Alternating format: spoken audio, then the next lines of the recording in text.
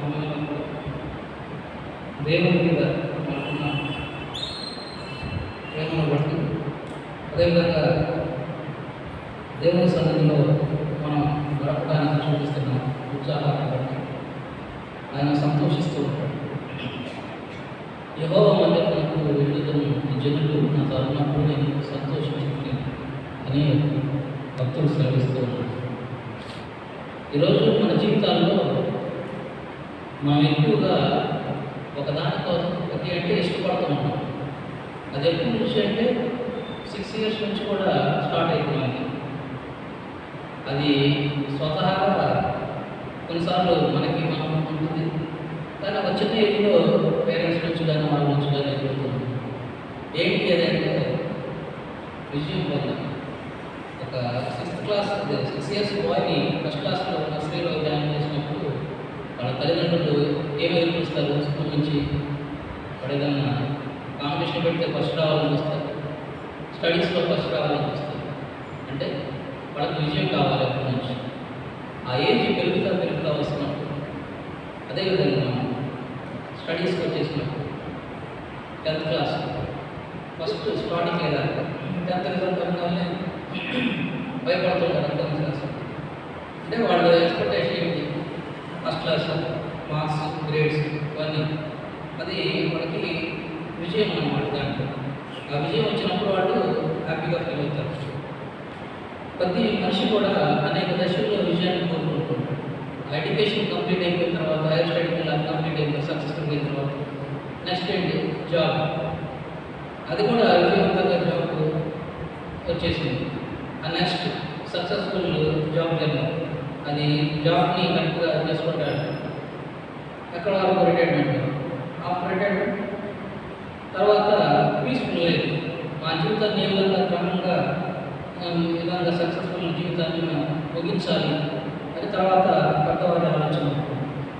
ఇక్కడ మనం అన్ని పరిస్థితుల్లో మనం గమనించింది ఏంటంటే విజయం కావాలి. ప్రతి పరిస్థితిలో ప్రతి దశలో కూడా విజయం కావాలి, సక్సెస్ఫుల్ లైఫ్. మనిషి ప్రతి ఒక్కరు కూడా ఎక్కువ దానికోసం వెతుకుతుంటాం. మనం అనేక వాటి గురించి మనం సెర్చ్ చేస్తా కూడా ఏదో ఒక రోజులో ఒక సందర్భంలో ఎవరితో మాట్లాడుతున్నప్పుడు కూడా మన కుటుంబాల్లో మనం ఉంటుంది ఏంటంటే విజయం ఎట్లా పొందాలి, మనం ఏ విధంగా దాన్ని రీచ్ అవ్వాలి, హౌ టు గెట్ సక్సెస్, మనం ఏ విధంగా సక్సెస్ మనం రీచ్ అవ్వాలి అని మనం ఎదురు చూస్తూ ఉంటాం. అప్పుడు అనేక పరిస్థితులు మనం చూస్తుంటాం. ఒకసారి ఏంటంటే స్పోర్ట్స్ ఉంటారు, స్పోర్ట్స్ పర్సన్స్, వాళ్ళని వాటిల్లో దాన్ని విజయం పొందాలి అని చూస్తుంటారు. అయితే ప్రతి ఒక్క దాంట్లో కూడా వాళ్ళు సక్సెస్ అవ్వాలి అని చూస్తుంటారు. మన క్రైస్తవ విశ్వాస జీవితంలో కూడా మనం క్రైస్తవులు అనుకుంటున్నాం, కానీ క్రీస్తు రక్షణలో ఉన్నప్పుడు విశ్వాసాన్ని ఏ విధంగా సక్సెస్ఫుల్గా మనం ముగించాలి. నేను ఇంతకుముందు కూడా చాలా చెప్తున్నాను, మనిషి యొక్క జీవితం పుట్టుకతో స్టార్ట్ అయ్యి మరణంతో ఎండ్ అయిపోయింది కాదు. క్రైస్తవ విశ్వాస జీవితం మరణం తర్వాత 2 దారులకి మనం తీసుకెళ్తాం. ఒకటి నిత్యమైన మనం అనుకున్న పరలోకం, రెండోది నిత్య నరకం. యేసుక్రీస్తు ప్రభువారు ఎక్కువగా నరకం గురించి ప్రస్తావించారు. పరలోకం గురించి చాలా తక్కువ సార్లు మాట్లాడారు బైబిల్ గ్రంథంలో. ఎక్కువ సార్లు నరకం గురించి మాట్లాడారు. ఎందుకంటే అంత వేదనకరమైన స్థలం కాదు. ఆ వేదనకరమైన స్థలంలోకి మనం ప్రవేశించకుండా లాజరు దగ్గర మనం చూస్తాం. లాజరు పేదవాడి దగ్గర ఏ విధంగా అక్కడ వేదనకరమైన స్థలం ఉందో మన బైబిల్లో మనం చాలాసార్లు వినే ఉంటాం. మనం అప్పుడు మన జీవితం చనిపోయిన తర్వాత మన జీవితం ఎక్కడ ఉంటుంది, అది క్రైస్తవ విశ్వాసంలో మనం వేసుకోవాల్సిన ఫస్ట్ ప్రశ్న. మనం నరకం, పరలోకం. నరకం అయితే వేదనకరమైన స్థలం, అక్కడ మనం పోవడం దేవుని చిత్తం కాదు. కాబట్టి మన జీవితాల్లో దేవుడు ఒక సమయాన్ని మనకి ఇస్తూ ఉంటాడు, ఒక ప్రణాళికను సిద్ధపరుస్తూ ఉంటాడు. అటువంటి అప్పుడు మనం మన జీవితాల్లో ఏం నేర్చుకోవాలి అని పరిశుద్ధ గ్రంథం మనకేం నేర్పిస్తుంది. మన కాలేజెస్ వీటిలో కూడా స్కూల్స్లో కొంతమంది పిల్లల్ని ఇన్స్పైర్ చేయడానికి ఏంటంటే సక్సెస్ఫుల్ పీపుల్స్ అని స్టోరీస్ తీసుకుని చెప్తుంటారు. వాళ్ళకి తీసుకొచ్చి మోటివేషన్ చేస్తూ ఉంటారు. ఎందుకంటే ఈ విధంగా సక్సెస్ అయ్యారు వీళ్ళ జీవితంలో, మీరు కూడా ఈ విధంగా ఉంటే సక్సెస్ అవుతారని రోల్ మోడల్గా మనం పెడుతూ ఉంటాం. మనం కూడా అటువంటి వారిని చూసి ఇన్స్పైర్ అవుతుంటాం. వాళ్ళ సక్సెస్ వచ్చారు దీంట్లో, మేము కూడా సక్సెస్ సాధించాలంటే వాళ్ళు ఏ విధంగా ప్రిపరేషన్ తీసుకున్నారు అని వాళ్ళు చెప్పే ఆ మాటలని మనం వింటూ ఉంటాం. మనం దాన్ని మన జీవితాల్లో అన్వయించుకోవడం కోసం మనం ప్రయత్నం చేస్తూ ఉంటాం. అదేవిధంగా బైబిల్ని మన జీవితంలో ఏ విధంగా అన్వయించుకోవాలి, అదే మనం గమనించినట్లయితే ఇక్కడ యేసోపు జీవితం గురించి ఆదికాండంలో ఉంటుంది 39వ అధ్యాయం. యేసోపు ఈ బానిసగా అమ్మడం జరుగుతుందని, ఎప్పుడైతే యేసోపుని బానిసగా అమ్మేశారో, నేను చాలా బ్రీఫ్గా మీకు ఇంట్రడక్షన్ చెప్తాను. యేసోపుని బానిసగా పోతీఫరు ఇంటికి తీసుకెళ్ళినప్పుడు అక్కడ యేసోపు పోతీఫరు ఇంటికి బానిసగా వెళ్ళినప్పుడు యేసోపు ఒక వయసు 17 సంవత్సరాలు. 17 సంవత్సరాల గమనస్తుడిగా అక్కడ యేసోపు ఉంటున్నాడు. అతను ఒక బానిసగా పోతీఫరు ఇంటికి తీసుకొని వెళ్ళబడ్డాడు. అక్కడ ఏ విధమైన 17 సంవత్సరాల యవనస్తుడు అనేక రకమైన శోధనలకు అక్కడ గురయ్యాడు. అప్పుడు గురైనప్పుడు ఏ శోధనకు కూడా అతను స్థానం ఇవ్వలేదు తన జీవితంలో.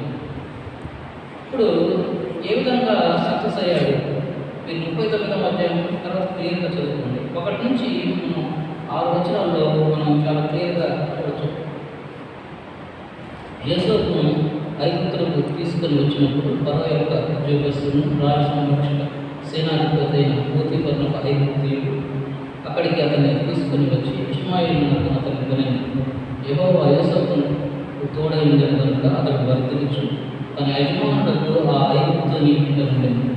యెహోవా అతనికి తోడై ఉండెననియు అతడు చేసినదంతయు అతని చేతిలో యెహోవా సఫలం చేసిననియు అతని యజమానుడు చూచినప్పుడు యేసోపు మీద అతనికి కటాక్షం కలిగింది కనుక అతని ఇంత పరిచయం చేయవాడాయన.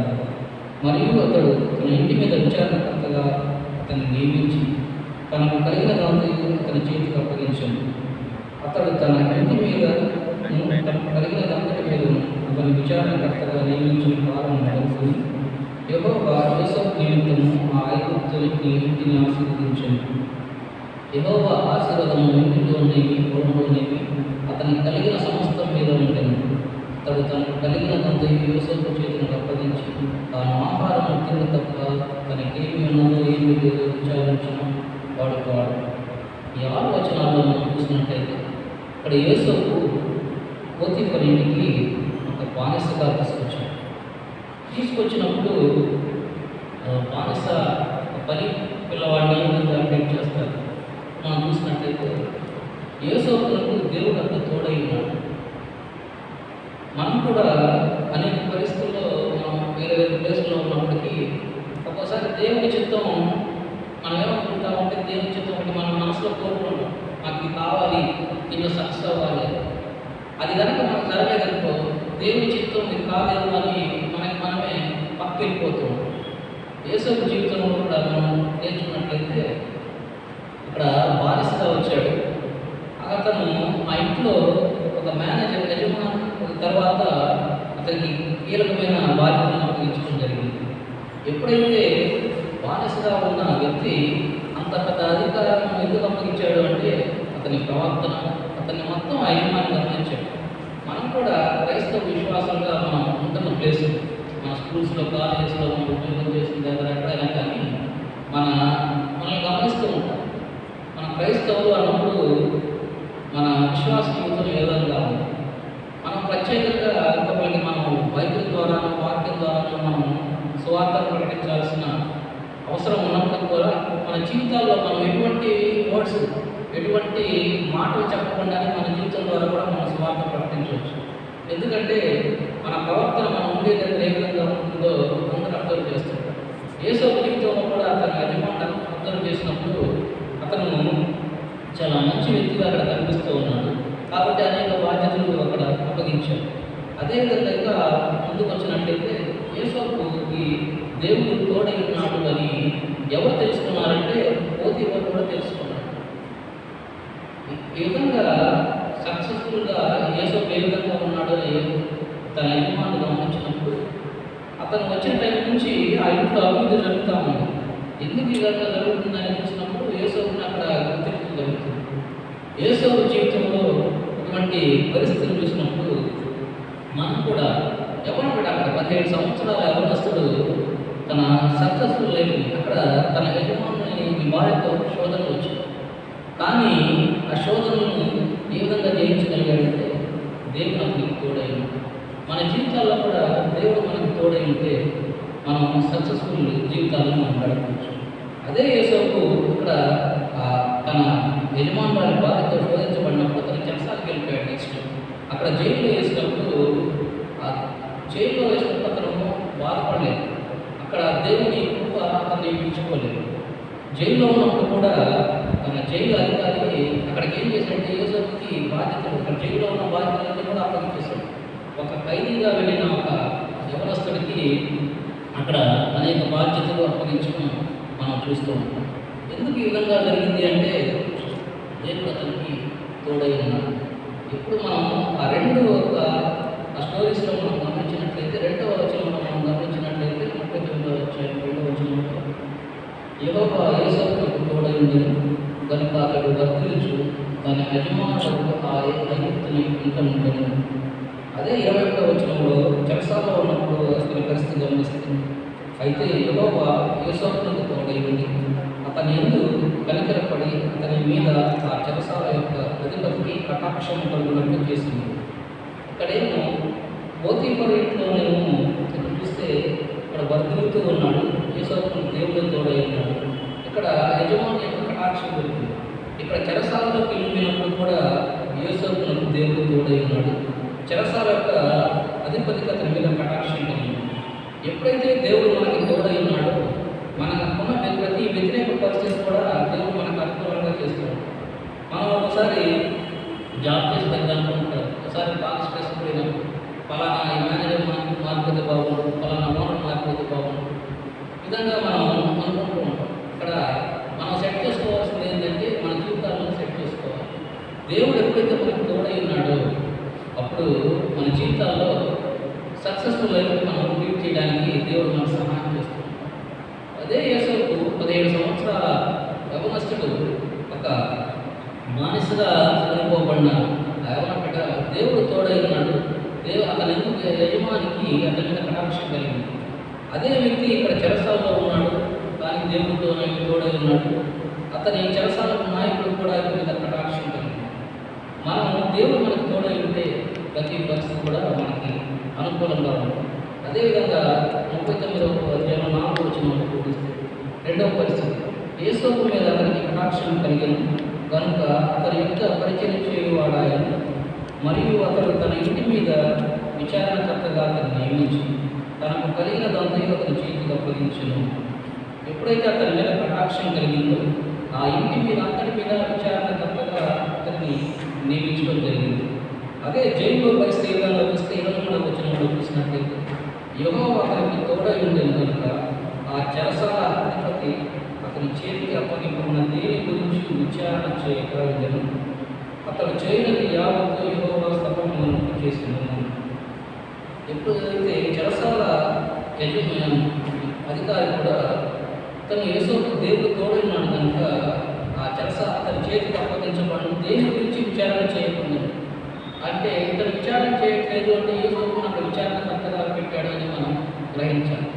అదేవిధంగా చెరసాల పోతీఫర్ ఏమన్నా దేవుని గురించి తెలుసా అంటే దేవుని గురించి తెలియదు.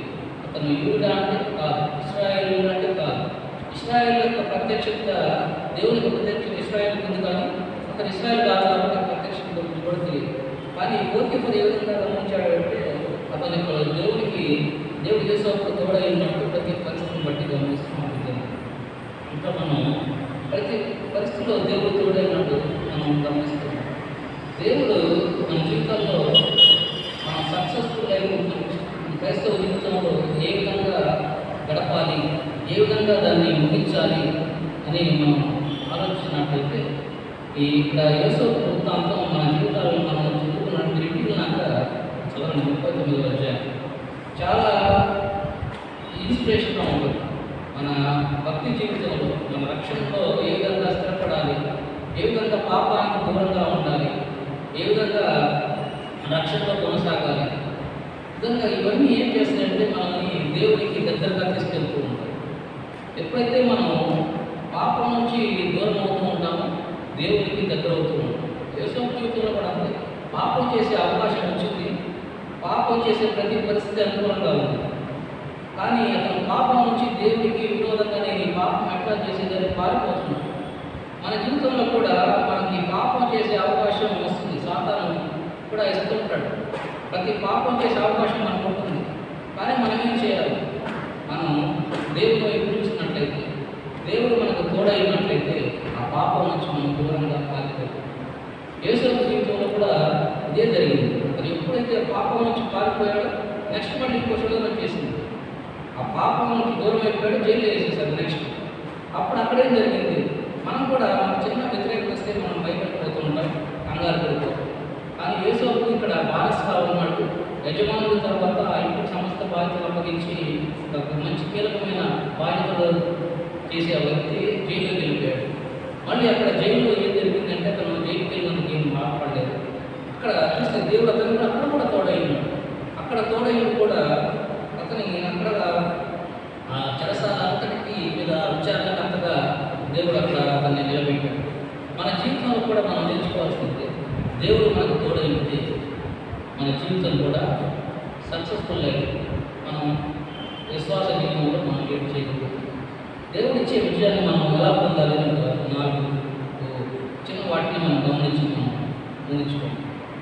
మనం ఈ విషయాన్ని ఏ విధంగా పొందాలి? క్రైస్తవ జీవితం, క్రైస్తవ బిడ్డలుగా ఏ విధంగా యేసోపు జీవితం నేర్పిస్తున్న పాఠం ఏంటి అంటే గాడ్ ప్రజెన్స్. దేవుని సన్నిధి మనం ఎప్పుడు ఉండదు. దేవుని సన్నిధిని మనం విడిచినట్లయితే సాయితాను మనకి మన హృదయాల్లో చేసేసి పాపం వైపు మనల్ని ఆకర్షించి చేస్తాం. కాబట్టి దేవుని సన్నిధికి మనం ఎప్పుడు దూరం అవుతాం. గాడ్ ప్రజెన్స్, మనం దేవుని సన్నిధిలో మనం అంటుకట్టబడి ఉండాలి. ఏ విధంగా అయితే నీటి కాలంలో వారికి నాటబడిన చెట్టు ఏ విధంగా పరిస్థితులు అంటే దానికి కావాల్సిన నీరు అందుతుంది, అన్నీ అందుతున్నాయి కాబట్టి అది అభివృద్ధి చెందుతుంది. మనం కూడా దేవుని సన్నిధిలో మనం నిలబడినట్లయితే, నాటబడిన వారిగా ఉన్నట్లయితే మనం కూడా సక్సెస్ఫుల్గా మన జీవితాలని, మన రక్షణ జీవితాన్ని కొనసాగించవచ్చు. రెండవదిగా గాడ్స్ గ్రేస్, దేవుని కృప. దేవుని కృప మన జీవితంలో ఉన్నట్లయితే మనకు జరిగే అద్భుతాలు మనకి తెలుసు. మనం ప్రతి ఒక్కరూ కూడా ప్రతి చిన్న ప్రాబ్లం వచ్చినప్పుడు దేవుని మీద ఆధారపడుతూ ఉంటాం. ఆధారపడినప్పుడు ఆయన కృప ఏ విధంగా ఉంటుందో మనకి తెలిసే ఉంటుంది. ఇంకా మూడవది ఏంటంటే గాడ్లీ రెస్పాన్సిబిలిటీ, బాధ్యత. దీన్ని మనం ఒక బాధ్యతగా మనం తీసుకోవాలి.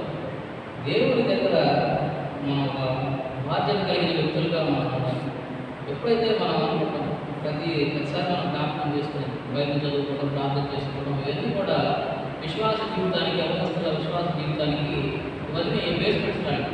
ఈ బాధ్యతగా మనం వాటిని గుర్తించాలి. ఏదైనా ఒక బాధ్యత మనకు అప్పగించినప్పుడు ఎక్కడైనా మనం ఏదైనా పర్ఫెక్ట్గా ఉంటాం, మళ్ళీ ఒక బాధ్యత అప్పగించాలి. మన ఇంట్లో కానీ, మనం చదువుకునే, మన జాబ్ చేసేది కానీ మళ్ళీ మనకి ఆ బాధ్యత అప్పగించినప్పుడు మళ్ళీ కూడా వచ్చి మనకు గుర్తు చేయాలి, మనకి చేయాలి. ఎందుకంటే మనం అంత రెస్పాన్సిబుల్గా ఉంటాం కాబట్టి. ఆ విధంగా విశ్వాస జీవితంలో కూడా అదే బాధ్యతగా మనం కలిగి ఉంటాం. నాలుగోది ఏంటంటే కమిట్మెంట్ ఫర్ గాడ్. దేవుని పట్ల స్థిర నిశ్చయం కలిగి ఉండాలి. యేసోపు జీవితం ఎంత సక్సెస్ఫుల్ అవ్వడానికి ఇది కూడా ఒక మెయిన్ కారణం. అతను దేవుని పట్ల నిశ్చయం కలిగి ఉన్నాడు. ఏ చోట వచ్చినా కూడా, ఏ సమస్య వచ్చినా కూడా అటు ఇటు కొనకుండా ఆయన ఎంతో విశ్వాసంగా స్థిర నిశ్చయంతో ఉన్నాడు. కాబట్టి తను సక్సెస్ఫుల్ లైఫ్ని లీడ్ చేయగలడు. మనం కూడా మన జీవితాల్లో అన్నింటినీ మనం అడాప్ట్ చేసుకున్నాం. ఇవన్నీ నేర్చుకున్నాం మన జీవితంలో. నేర్చుకుంటూ ఉంటే మనం ఏదైనా కూడా మనం ఏం చేస్తాము, ప్రాక్టీస్ అంటే ఇది కూడా విశ్వాస జీవితం కూడా మనం రోజు బైబిల్ చదవడం, ప్రార్థన చేయడం ఇవన్నీ కూడా రెగ్యులర్ మనం చేస్తుంటాం. ఇప్పుడు మన జీవితం సక్సెస్ఫుల్గా ఉంటుంది. యేసోపు జీవితం నుంచి మనం నేర్చుకోవాల్సిన మెయిన్ 3 పాయింట్స్ ఉన్నాయి. వాటి ఏంటంటే దేవుని సన్నిధిని అక్కడ అనుభవిస్తున్నాడు యేసోపు. మనం కూడా దేవుని సన్నిధిని మన జీవితాల్లో మనం అనుభవిస్తున్నట్లయితే ఆ ఫీలింగ్ మనకు తెలుస్తుంది. మనం దేవుని సన్నిధిని మనం అనుభవిస్తున్నామంటే ఆ సంతోషం, ఆ పీస్ఫుల్నెస్ ఏంటంటే మనం ఏం చేసినా కూడా మనకి అది దొరకదు. అది ప్రత్యక్షంగా మనం ఖచ్చితంగా ఏదో ఒక సందర్భంలో అనుభవిస్తాం. అది చిన్నపిల్లల దగ్గర నుంచి కూడా, అవసరం దగ్గర నుంచి కూడా తెలియదు. కానీ అది దేవుని సన్నిధి అని మనం జ్ఞాపకం చేసుకోవాలి. రెండవదిగా పవిత్రంగా జీవించడానికి ఇష్టపడాలి. యవనస్తుల జీవితంలో మరి ముఖ్యమైన పాయింట్. ఎందుకంటే ఈ లోకంలో ప్రతిదానికి అట్రాక్ట్ అయిపోయే ఏజ్ అన్నమాట. కాబట్టి మనం ఏదైనా దాన్ని చూసినప్పుడు ఈజీగా అట్రాక్ట్ అవుతున్నాం. సైతాను ఆ విధంగా శోధనలన్నీ కలిగిస్తాము. యేసయ్య జీవితంలో మనం నేర్చుకోవాల్సిన మెయిన్ పాఠం కూడా పవిత్రమైన జీవించడానికి ఇష్టపడ్డాడు యేసయ్య. మనం కూడా పవిత్రమైన జీవితానికి మనం ఇష్టపడినట్లయితే దేవుడు మనకు తోడై ఉంటాడు. ఆయన సన్నిధి మనతో ఉంటుంది. మూడవదిగా దేవుని గురించి ఇప్పుడు మాట్లాడడానికి కూడా యేసయ్యకు సిగ్గుపడేవాడు కాదు. ఎక్కడైనా మాట్లాడేవాడు. దేవుని గురించి ప్రార్థన చేయడం ఎప్పుడైనా అదే మన జీవితంలో ఇందాక మనం ఉంటున్న ప్రతి ప్లేస్లో మనం చూసిన వాళ్ళు ఇటు దేవుని బిడ్డలు అనే ఒక సాక్ష్యాన్ని మనం కలిగి ఉండాలి. ఆ విధంగా కలిగి ఉండకపోయినట్లయితే మనం వీటన్నిటికీ వ్యతిరేకమైన పరిస్థితి మన జీవితంలో చోటు చేసుకుంటాం. అవన్నీ మన జీవితంలో చోటు చేసుకున్నట్లయితే మనం అనుకున్నట్లయితే నిత్య నరకానికి మనం వెళ్ళిపోతాం. కాబట్టి ఈరోజు మనం యేసయ్య జీవితం గురించి మనం మంచి పాఠం నేర్చుకుంటాం. దాంట్లో ఉన్న ప్రతి పరిస్థితిని కూడా మన జీవితాల్లో మనం అడాప్ట్ చేసుకున్నాం. దేవుని సన్నిధిని అనుభవిస్తూ ఉన్నాం. పవిత్రంగా జీవించడానికి ఇష్టపడతాం. దేవుని గురించి అక్కడ మాట్లాడినా మనం చేసిన మేలు, మనం ఆయన బిడ్డగా ఆయన సాక్షులుగా మనం గెలిచి ఉన్నట్లయితే ఆయన నిత్య రాజ్యాన్ని మనం వారసులుగా చేయడానికి ఆ మహాదేవుడు ఎప్పుడు మన ఎడలకు చూపిస్తూ ఉన్నాడు. అటువంటి మంచి జీవితాలను మీరు కలిగి ఉండాలని ఆశిస్తూ దానిగా మంచి జీవితాలను మీరు కలిగి ఉండాలని ప్రార్థిస్తూ ఈ వాక్యాన్ని ముగిస్తూ థ్యాంక్ యూ. ప్రార్థన చేస్తూ మహాపరిశుద్ధుడైన దేవ, జీవం కలిగిన తండ్రి, మీ ఘనమైన నామానికి స్తోత్రం. ఇంతవరకు యేసయ్య జీవితం గురించి మీరు మాతో మాట్లాడారు. మీరు ఇచ్చిన ప్రతి ఈ పాఠాన్ని మా జీవితంలో మేము అన్వయించుకొని నేర్చుకోవడానికి సహాయం చేయండి. అదే గొప్ప మీ సన్నిధి మాకు తోడుగా ఉంటే గొప్ప ఏ శోధనను మాకు దరిచేయడం గొప్ప పవిత్రమైన జీవితాన్ని మేము కలిగి ఉండడం మీకు ఇష్టం తండ్రి.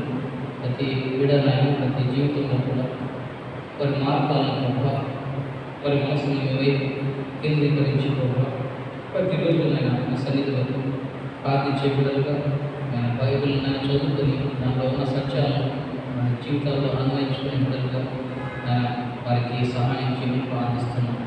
ప్రతి బిడ్డనైనా ఏ బిడ్డ ఏ ఆత్మలో నశించుకోవడం మీకు ఇష్టం లేదు కదా కనుక్కోవడం ప్రతి బిడ్డను మీరు ఆయన దాయక హస్తాలు చాటున ఆయన మమ్మల్ని పిలుస్తున్నాను. కాబట్టి ప్రభుత్వాన్ని మీ పిలుపుని మేము స్వీకరించేవాడు యేసయ్య జీవితానికి పోనాయన 2 మంది పరిస్థితుల్లో ఉన్నా కూడా తను బానిసగా వచ్చాడు.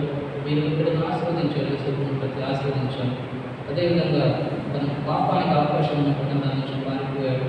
మరలా శ్రమ కలిగింది. ఆ శ్రమలో అతనికి తోడై ఉన్నారు. చెరసాలలో ఉన్నప్పుడు శ్రమలో అతనికి తోడై ఉన్నారు. అక్కడ చెరసాల మీద విచారణకర్తగా అక్కడ చేసి ఉన్నారు.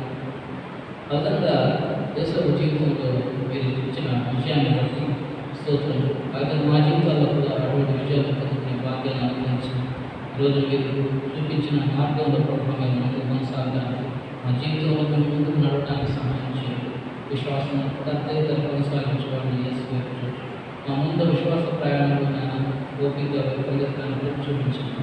నేటి దినాస్పత్రిని కాపాడు సంఘాన్ని రూపంగా చేసుకోండి. అవస్థలు ప్రత్యేకంగా జ్ఞాపకం చేసుకుని వారి అవస్థలను ప్రభావం తమ మడతనం గురించి శుద్ధి చేసుకుని మీ వాక్యం సరిచూసుకుని సాగించారు. ఈ వాక్యాన్ని సరిచూసుకొని వాళ్ళ కూడా జీవితాన్ని సరి చేసుకునే వాక్యాన్ని అనుగ్రహించింది. ఎవరైనా సైతం శోధనకి బతికిపోయే పరిస్థితుల్లో ప్రభావం వారిని వారి ముఖ్యంగా జ్ఞాపకం చేసుకున్నాను. వారి ఎప్పుడు జ్ఞాపకం చేసుకుని సరైన మార్గాన్ని నడిపించడానికి మీ రక్షణలో స్థిరపడడానికి సహాయం చేయండి. నేటి దినాసులతో కాపాడు. ఈ రోజున మాట్లాడినప్పుడు ప్రతి బిడ్డలు జ్ఞాపకం చేసుకో. ఇంకా బిడ్డలను మెసేజ్తో కలుగుతా వాడుకోవాలి. నేటి దినాసులతో కాపాడు. ప్రజలు వేసేట్టు బహుమతి బట్టి వాడు పెట్టుకున్నాం. ఆమె